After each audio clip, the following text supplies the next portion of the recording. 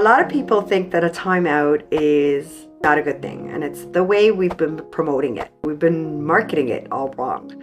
Timeout is the ability to take time away in order to think about what happened, process information, to think about our reaction, to come to terms with our conflict or our emotions, because we experience a lot of emotion throughout the day and there's a lot of variables we can't control. So timeouts are actually a positive thing. Unfortunately, people and schools have been using it as a punishment.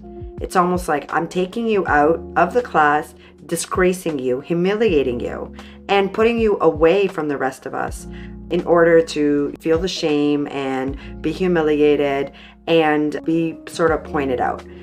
Here's the situation. If you have a room like this one, it's a sensory room that is filled with comfortable seating, with sequence wall, boards, a place where they can sit and they can think and they can be, then it becomes a room for decompression. Timeout no longer is associated with a punishment. We do not tell students who are acting out, talking back, and we do have all kinds of students that do that every single day. Just because we're an alternative setting where the kids get to do their own thing doesn't mean that kids aren't kids. So we don't sit there and be like, go to the sensory room as a punishment. What we do say is, do you feel like you need to be alone right now? Do you need the time to think about how you're feeling? Are you okay? And when they say, no, I need to take a breath, we say, cool, go to the sensory room and relax. Take a deep breath. Take the time you need. Sometimes when children have conflicts, we bring them into the sensory room and talk to them about their feelings. They have to learn to navigate their own emotions and their own relationships. We sit back and we let them talk to one another.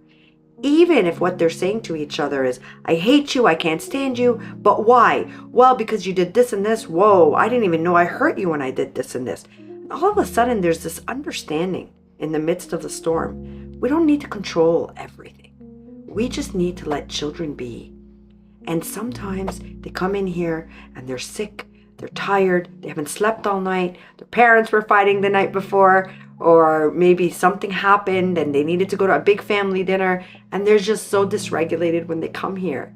They just need a place, not a nurse's office, but a place to lie down and chill for a bit. You can't teach an anxious mind. You need a fertile soil in order to plant those seeds. So you can't teach an anxious soul. You can't teach an anxious mind. If children are anxious, everything you're going to be teaching them will go to a void. It will go into a vacuum.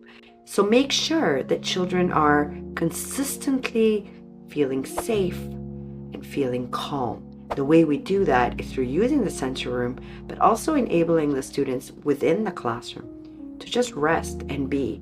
I have kids that say to me, Miss, I don't want to do this. I don't want to do it right now. And I ask why, and they'll say, my brain is fried. Or, I don't know, I can't do this right now. I can't focus on it. Cool. No worries. What can you focus on right now? I need to listen to some music and I need to chill. Go get your headphones. Start listening to some music. Instead of doing this worksheet, do this one. This one's a little bit easier. Instead of reading that book, I want you to research this on the websites. While you're listening to music, it's easier for you to multitask this rather than that. And they look at me and like, I can handle that. So I give them options, but I don't try and take them out of their feelings. I don't say to them, too bad, so sad, suck it up, buttercup. What I say to them is, I respect you, I honor you, I cherish you, and I validate how you feel.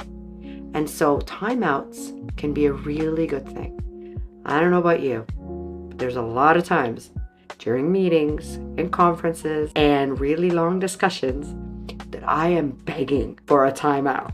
I want that timeout. Somebody please give me a timeout. It's time to put timeouts into a positive lens rather than a negative one. So we don't punish with timeouts. Our kids come and ask them of us because they know that a timeout is a time for them to center themselves and figure their emotions and sort of jumble through all of the different emotions they're having and all the anxieties they're having. It's also a time sometimes for us to come in and just chat with them. Just get to know how they're feeling and just hear them. Just listen.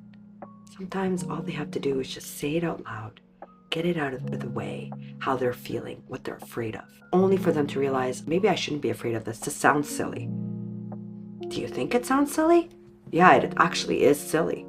Then it's silly. Is there anything else I can do to support you? No, I think I'm ready to go back and learn now. Cool, let's do that. So it's all just about validating and giving their feelings weight, because they do have weight, and allowing them to sort through them. So yeah, timeouts are pretty popular at our school, and they're volunteer, and kids know when they need them. And now that they can identify when they need them, they'll say, can I go to the sensory room? And I'll say, why? And they'll say, I just need to. I need to be alone. Cool. Do you need me in there with you? No. They take off their shoes and they come in here and hang out. Or they'll come to me and say, I need to go to the sensory room. And I'll say, why? I need quiet.